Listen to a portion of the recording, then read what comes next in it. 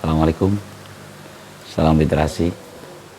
Putu buku malam minggu. Saya bersama buku ini. Ini buku Rashid Ghannouchi. Rashid Ghannouchi, Siasat Muslim Demokrat di Arah Baru. Seorang politikus dari Tunisia yang tulisannya disusun oleh Yusuf Maulana. Buku ini udah terbitan tahun 2020, Januari 2020, oleh Yayasan Faham Indonesia Mandiri. Penerbitnya ya. Penyusunnya dan penyuntingnya adalah Yusuf Maulana. Teman kami Mas Yusuf ini seorang penulis yang cukup aktif ya, membaca buku di Jogja. Siasat Muslim Demokrat di Arah Baru ini sebenarnya kumpulan dari beberapa tulisannya Rashid Ghannouchi, seorang politikus dari Tunisia, dan beberapa wawancara. Jadi memang ini kombinasi ya, beberapa wawancara dengan Rashid Ghannouchi dengan beberapa jurnalis yang dikumpulkan. Jadi skrip tulisannya dikumpulkan. Buku ini cukup tebal, jadi seperti biasa ya, buku rasanya tidak akan cukup mewakili untuk membedah buku ini secara tuntas. Ini hanya sebuah forum saya sharing tentang interaksi saya dengan satu buku ya, dalam malam minggu ini dengan buku ini. Interaksi saya seperti biasa, saya orang lama, saya berinteraksi dengan buku ini dengan cara-cara yang kuno. Menulis meresum ya beberapa poin-poin dari buku ini. Sebenarnya sudah cukup lama buku ini saya miliki, tapi saya belum pernah sharing. Makanya tadi kepikiran, kayaknya perlu nih sekali dalam satu sesi saya ngomongin tentang buku ini. Baiklah, buku Siasat Muslim Demokratnya Rashid Ghannouchi ini tentu diawali dengan saya cerita tentang susunan bukunya terlebih dahulu ya. Buku ini diawali dengan prakata penyusun ya, dan daftar isi ya. Lalu ada prolog. Nah, di prolog inilah dijelaskan cukup panjang lebar sejarah hidupnya Rashid Ghannouchi. Bahkan ini menarik nih, kalau teman-teman punya bukunya ini sangat membantu kita membaca peta secara kronologis gitu ya, kehidupan perjalanan politik di Tunisia setelah turunnya Ben Ali, jatuhnya Ben Ali. Ada petanya juga, di peta Tunisia, sehingga kita tahu ini negara yang kecil tapi cukup maju ya. Baiklah, semoga bisa menambah wawasan teman-teman, atau harapannya sebenarnya yang saya sampaikan ini hanya memantik teman-teman untuk mencari tahu bukunya dan membacanya. Karena yang saya sampaikan tentu sangat terbatas. Di prolognya itu tentang Ghannouchi dan lanskap politik yang berubah. Jadi perjalanan si Rashid Ghannouchi di Tunisia, dan memang lanskapnya berubah, lanskap politiknya luar biasa. Jadi Rashid Ghannouchi ini lahir 22 Juni tahun 1941. Lalu dia dulu di 1970 dikurangi 41 berarti berapa tuh? 30-an ya. Di umur 30 beliau mengajar filsafat dan menceramah di masjid-masjid. Dan ini memang tipikal seorang pemikir itu kan, menggeluti dunia filsafat. Jadi dia mengajarkan filsafat di sekolah-sekolah menengah dan ceramah di masjid-masjid. Nah, di tahun 1979, jadi 9 tahun setelah dia aktif di dunia pendidikan itu, dia membentuk satu asosiasi Islam, atau dalam bahasa Arabnya Jami'at al-Islamiyah. Ini gerakan pembaruan Islam. Ya sebenarnya kalau kita lihat cerita di sini ya, bagaimana jamaah itu berdiri ini mirip-mirip dengan Ikhwanul Muslimin ya, bagaimana dia mengembalikan nilai-nilai keislaman dalam pemuda dan pemudi di saat Barat begitu masif dalam kehidupan mereka gitu. Jadi semangatnya itu. Namun belum partai politik. Jadi Asosiasi Islam ini sebuah organisasi politik namun bukan partai politik. Nah, baru berubah menjadi The Islamic Tendency Movement (MTI). Ini sudah menjadi sebuah partai politik. Ini 1981 sudah menjadi MTI ya. The Islamic Tendency Movement. Pergerakan kecenderungan Islam gitu ya. Nah, dalam kancah politiknya, ini mungkin sekilas saja, nggak usah secara detail kronologis ya. Artinya di tahun-tahun itu menjadi tahun-tahun yang berat untuk seorang Rashid Ghannouchi, karena tahun 1981, 84, 87 ini bolak-balik Rashid Ghannouchi ditangkap dan diasingkan. Dan di masa kepresidenan Ben Ali, nanti ada kan Ben Ali itu, bolehlah teman-teman googling sendiri ya bagaimana Ben Ali, pemerintahan Ben Ali muncul ya. Dia penguasa Tunisia yang sebenarnya sih awalnya reformasi Ben Ali, tapi di di kepemimpinannya ternyata justru sama-sama aja bertangan besi juga gitu, bertangan besi.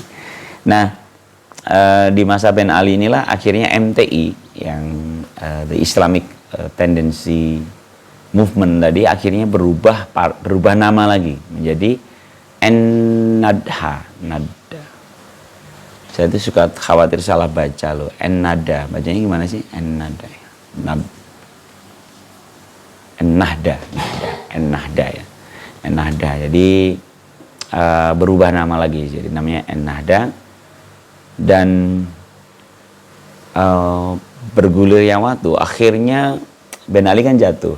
Jatuhnya juga nih agak seru nih. Aku pernah baca juga di catatan pinggirnya Gunawan Muhammad, bagaimana Ben Ali jatuh di Tunisia itu justru karena peristiwa kecil yang bukan kecil sebenarnya, tetap peristiwa besar tapi ada simbol gitu ya, karena seorang yang membakar diri ya, namanya Muhammad bin Aziz ya, bin Aziz, 17 Desember 2010 itu dia membakar dirinya. Kebayang nggak sih seorang sampai membakar dirinya untuk melakukan protes keras gitu ya. Dan inilah akhirnya muncul gerakan perlawanan sipil terhadap Ben Ali. Sehingga jatuh Ben Ali di 14 Januari 2011. Jatuhnya Ben Ali inilah akhirnya Rashid Ghannouchi bisa kembali ke Tunisia. Dan bahkan di pemilu Oktober 2011 ya, pas jatuhnya Ben Ali itu, Ennahda. Sorry kalau bacaannya saya salah ya. Ennahda ya. Ennahda ini akhirnya mengisi 90 kursi dari 217 kursi di Majelis Konstituante Nasional, itu sekitar 40%-an. Cukup mengejutkan. Jadi Ennahda ini kembali mendominasi. Ya, inilah perjalanan seorang Rashid Ghannouchi, dan di sini diceritakan secara kronologis di prolognya tadi. Ada satu kalimat yang menarik ya, karena akhirnya nanti perjalanannya, pikirannya Nahda ini kan berubah ya. Ada kalimatnya Rashid Ghannouchi ini, yang kita akan menjadi sebuah partai yang berfokus pada aktivitas politik ya. Kata fokus ini nanti akan dijelaskan di statement yang lainnya dalam satu wawancara. Fokus pada aktivitas politik.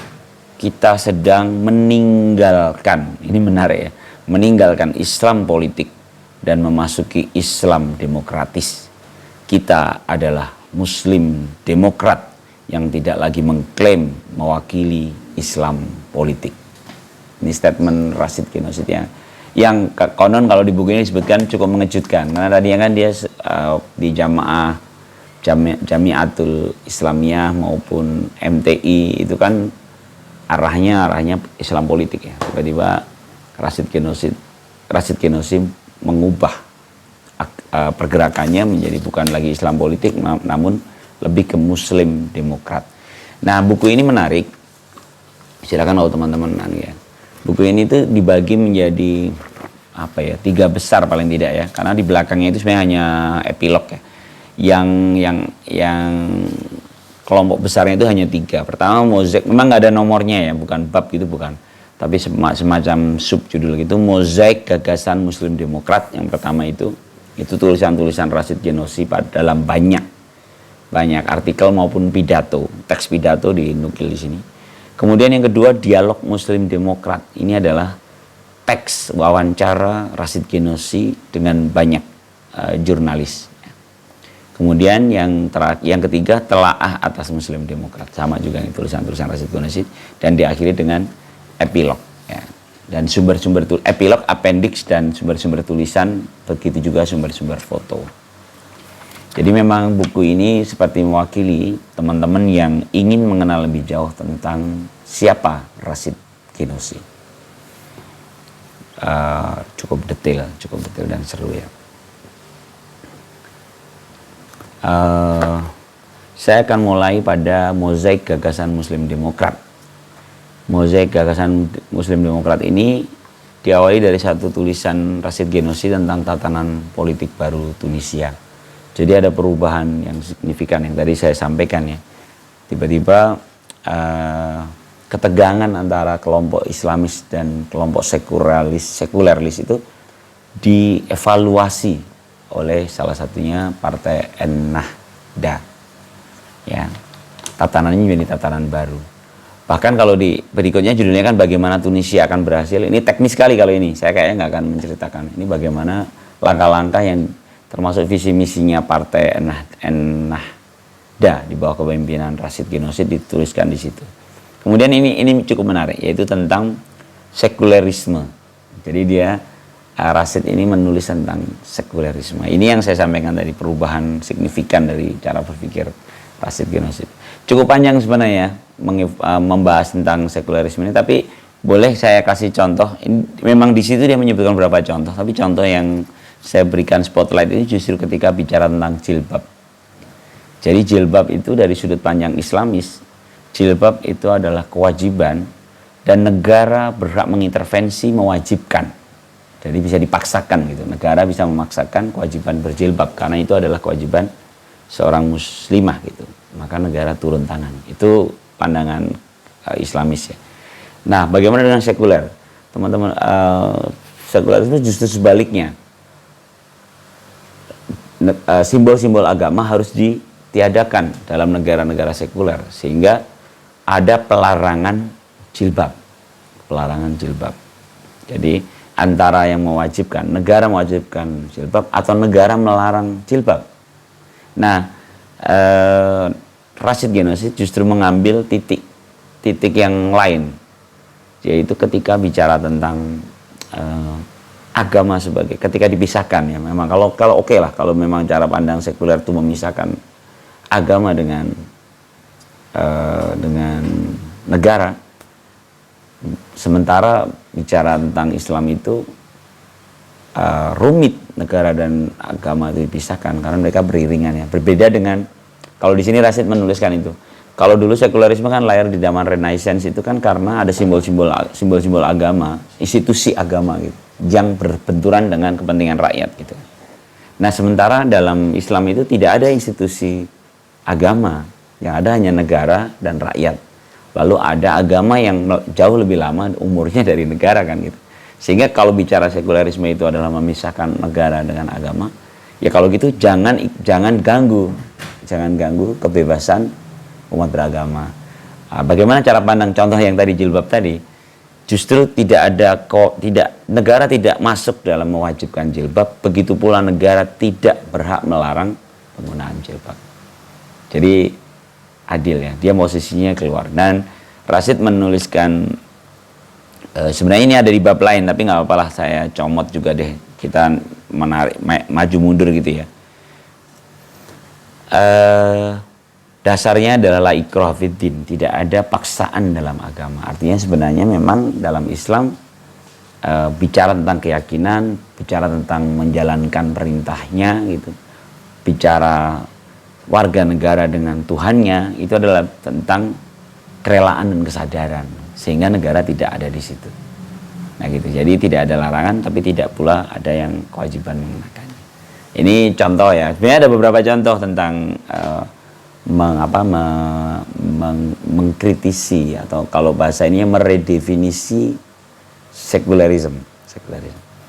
Oke, berikutnya ini juga menarik. Ada satu judulnya partisipasi dalam pemerintahan non-Islam. Ini kan bagaimanakah orang-orang Islam berpartisipasi dalam pemerintahan yang tidak Islami gitu, non-Islam. Panjang dia. Bahasannya cukup seru dan sangat akademis. Ini kayak termasuk yang menikmati gaya Rashid Ghannouchi ya. Mungkin teman-teman boleh nanti. Ini saya tertarik karena ini seorang pemimpin partai politik ya di Tunisia, tapi cara bertuturnya asik ya, sangat akademis dan tertata. Nah, saya cuma ngasih spotlight aja, mohon maaf ya, ini karena ini foto buku, jadi tidak membahas secara keseluruhannya. Tapi saya kasih garis bawahi waktu bicara tentang partisipasi dalam pemerintahan Islam ini, Rashid Ghannouchi termasuk menukil dalam sejarah Islam yang disebut Al-Hilf Al-Fudul. Al-Hilf Al-Fudul ini kan sebuah kesepakatan atau aliansi sebelum Rasulullah diangkat sebagai Rasul, Nabi Muhammad sebelum diangkat jadi Rasul itu dia sudah ada Al-Hilf Al-Fudul, yaitu kesepakatan bangsa Arab saat itu untuk membela orang-orang yang dirugikan. Jadi orang-orang lemah yang dirugikan oleh pihak lain, lalu ada orang-orang bangsawan Quraisy yang bersepakat untuk membela kepentingan orang-orang yang dirugikan itu. Ini kan indah ya. Lalu Rasulullah ada satu hadis, jika ada semacam Al-Hilf, saya pasti akan datang dan ikut menyepakatinya gitu. Jadi Rasulullah setelah diangkat jadi Rasul pun mengatakan bahwa dia siap. Dia mengakui kemanfaatan dari kesepakatan itu. Aliansi itu ya. Aliansi membela orang-orang yang dirugikan. Nah, ini yang menjadi dasar bagaimana seorang atau katakan kaum muslimin yang berkumpul lalu ikut andil dalam pemerintahan non-muslim selama itu untuk kebaikan gitu loh Rashid. Bahkan ditambahkan oleh Rashid Ghannouchi dalam satu ini kalau dia menyebutnya pertimbangan kontemporer. Kalau tadi kan pertimbangan sejarah ya. Lalu pertimbangan kontemporernya itu walaupun nggak kontemporer amat ya ini ya. Itu ada seorang Ibnu Aqil, seorang ulama 1294 sampai 1367. Udah lama juga ya. Dia mendefinisikan pengertian as-siyasah asy-syar'iyyah atau politik dalam Islam, politik yang berlandaskan syariat ya. Walaupun di buku ini terjemahannya kebijakan administratif Islam gitu ya. Jadi as-siyasah asy-syar'iyyah itu menurut Ibnu Aqil didefinisikan sebagai tindakan mengajak orang-orang mendekati kebaikan dan menjauhkan dari kejahatan. Sederhana ya. Mengajak orang-orang mendekati kebaikan dan menjauhi kejahatan, bahkan ketika tindakan itu tidak dianjurkan Rasul maupun tidak ada dalam wahyu. Jadi walaupun tidak ada tuntunannya, kalau itu bicara tentang mendekatkan pada kebaikan dan menjauhkan pada kejahatan, itu adalah as-siyasah asy-syar'iyyah, kata Ibnu Aqil. Dan ini juga menjadi dasar menurut Rashid bagaimana kita bisa berkoalisi dengan pihak non-muslim. Sebenarnya ada yang menarik lagi, nggak apa-apa lah, saya lompat-lompat aja ya. Saya tidak urutan bab, tapi kayaknya nyambung materinya. Bahkan ketika bicara tentang, ada di dialog ya, di dialog Muslim Demokrat, dalam wawancaranya itu, Rashid sempat mengatakan dalam satu judul ya, demokrasi satu-satunya cara mencapai pertahanan kekuasaan, mencapai dan mempertahankan kekuasaan. Itu ada satu kalimat Rashid yang menarik. Saya pikir Ikhwanul Muslimin di Mesir harusnya dikelola oleh koalisi yang memasukkan orang-orang dari partai sekuler dan Kristen Koptik, kata Rashid Ghannouchi. Karena kan akhirnya ada kudeta kan. Ikhwanul Muslimin itu setelah menang, Presiden Mursi justru dikudeta. Kalau menurut evaluasinya, kritiknya Rashid ini adalah karena walaupun mayoritas 80% itu, jika dia mengabaikan 20% itu, tentu itu akan menjadi bisa berakibat fatal untuk pemerintahan. Contohnya yang di Mesir itu. Nah, ini kalau mohon maaf nih, saya lompat langsung ke bab 2 tentang dialog ya, karena ini nyambung ya. Kan seperti yang tadi disampaikan dalam Ibnu Aqil tadi kan, yang penting mendekati kebaikan dan menghindari kejahatan itu, bahkan kalau nggak ada tuntunannya gitu.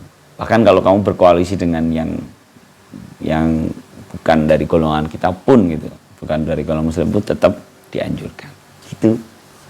Menurut saya ini cukup pandangan yang cukup, ya tadi benar-benar muslim demokrat ya. Kemudian ada satu judul dari Islam politik menuju muslim demokrasi. Nah ini juga sebenarnya kayak pengulangan definisi Nahda tadi ya.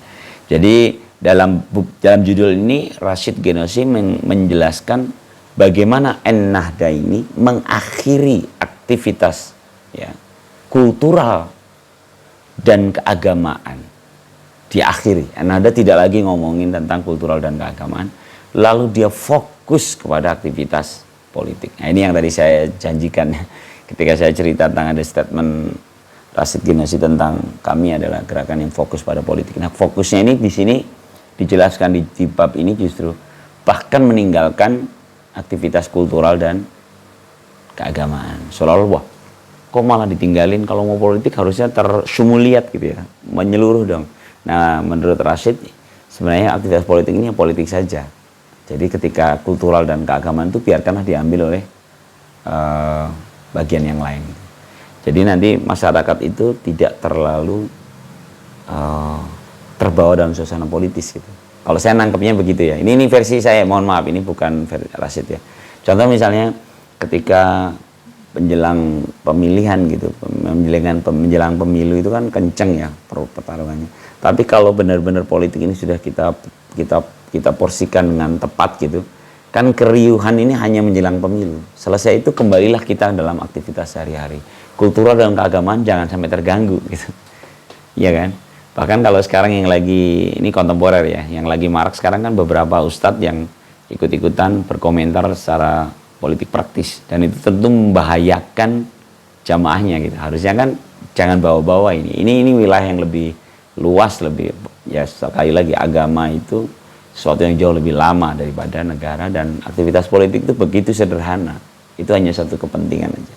Ketika tokoh-tokoh agama itu ikut berkomentar hal-hal yang sangat teknis gitu, sangat politik yang sangat praktis, tentu akan membahayakan. Sorry, ini pandangan pribadi.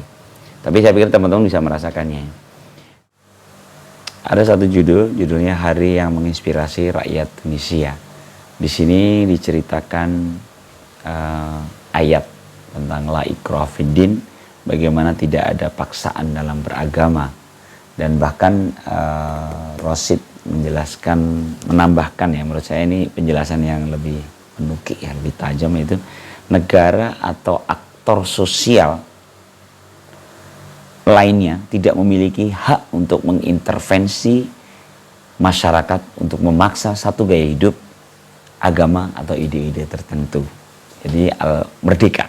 Jadi la ikraha itu berarti dalam maksudnya ngomongin agama itu kita semua punya kemerdekaan. Merdeka al-hurriyah al-insaniyah gitu. Saya ini seru ya.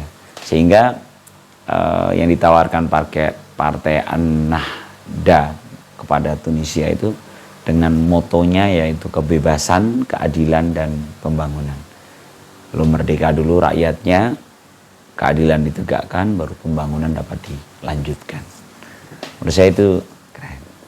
Nah di bab berikutnya itu, di tulisan yang terakhir dalam mozaik gagasan Muslim Demokrat ya, kelompok besarnya itu kan tadi terakhirnya itu ada tentang evaluasi Islam politik selama masa transisi. Ini mohon maaf, ini sangat teknis ya, detail gitu bagaimana Nahda dijalankan secara politik. Jadi kalau kayaknya sih saya nggak sempat menjelaskannya detail, tapi teman-teman yang memang berkecimpung di dunia politik praktis kayaknya perlu deh mempelajari detail ini. Jadi tahu ini partai gimana gitu ya, partai Tunisia, partai Nahda ini bagaimana dijalankan oleh seorang Rashid Ghannouchi. Seru kok, seru, detail banget ya. Nah, kelompok yang bab kedua, bab atau apa ya, subjudul kelompok besarnya itu kan tadi saya ceritain di awal ada mozaik gagasan Muslim Demokrat, ada dialog Muslim Demokrat, dan telaah atas Muslim Demokrat. Nah, yang berikutnya ini tentang dialog. Dialog ini isinya seperti yang saya sampaikan, ini tentang wawancara Rashid Ghannouchi dengan beberapa jurnalis gitu. Nah, banyak ya. Pertama ada saya bangga kembali mengangkat kepala. Ini saat kemenangannya. Kan beberapa mengejutkan ya. Kemenangan Ennahda di Tunisia ini termasuk mengejutkan. Ini wawancaranya. Kemudian ada juga yang ini menarik menurut saya. Pemikiran kami mirip dengan AKP di Turki. Ini seperti pengakuan seorang Rashid Ghannouchi bahwa sebenarnya gerakan di Tunisia ini serupa dengan gerakan AKP di Turki. Bahkan kalau polanya teman-teman baca detail itu, ini kan sebenarnya akarnya, ini kalau versi saya mungkin saya salah ya. Akarnya kan Ikhwanul Muslimin Pak, sebagai madrasah, sebagai satu sekolah politik Islam gitu kan. Erdogan maupun Rashid Ghannouchi ini sebenarnya dalam lahir di Ikhwanul Muslimin ini kan. Cuman cara menerjemahkannya mirip ini, sama-sama dari sebuah partai Islam lalu perlahan-lahan ke tengah. Si Erdogan demikian, bahkan sempat bertentangan dengan Erbakan, mentornya. Si Rashid Ghannouchi pun demikian. Jadi tiba-tiba dia menjadi ke kanan. Termasuk yang di judul yang berikutnya, ini tadi udah saya jelaskan ya, tentang demokrasi adalah satu-satunya cara mencapai dan mempertahankan kekuasaan. Di situ disampaikan bahwa Rashid memberikan masukan kepada Ikhwanul Muslimin, harusnya merangkul Kristen Koptik dan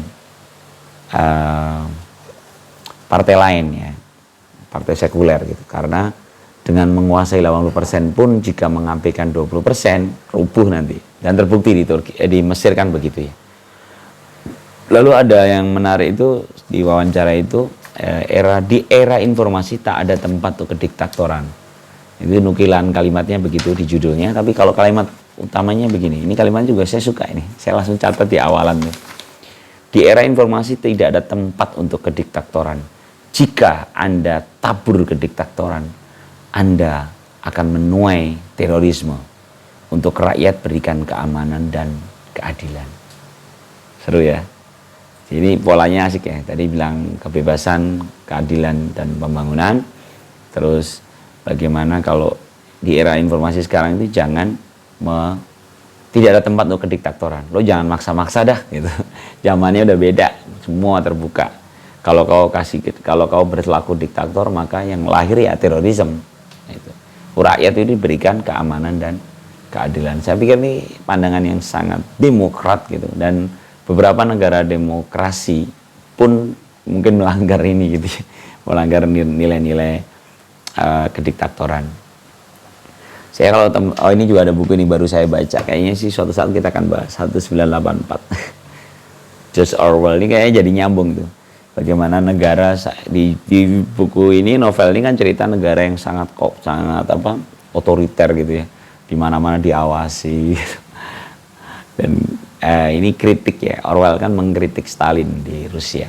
Sebenarnya ini kan kayak mengingatkan, kalau mau bener ya lo buka gitu. Jangan ditutup-tutupin, semua jangan ditutupin, biarkan merdeka. Seru. Nah, kemudian ini juga bagus nih, di satu wawancara ada satu judul yang tanpa perubahan sikap dan cara berpikir rakyat, perubahan sistem negara tidak akan cukup, kata Rashid.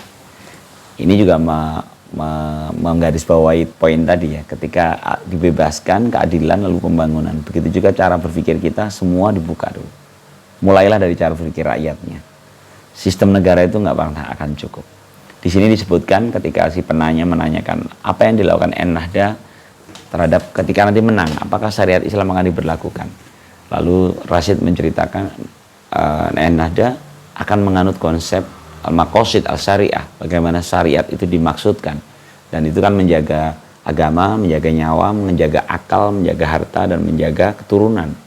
Kelimanya ini kan dalam maqasid syariah ini kan ada dalam nilai-nilai demokrasi, menjaga keamanan. Jadi sebenarnya bukan syariat secara syariat Islamiyah yang sekarang sering dipandang negatif oleh beberapa pihak itu, seolah-olah potong tangan gitu-gitu. Padahal sebenarnya maqasid al-syariah itu sebenarnya menjaga kita semuanya.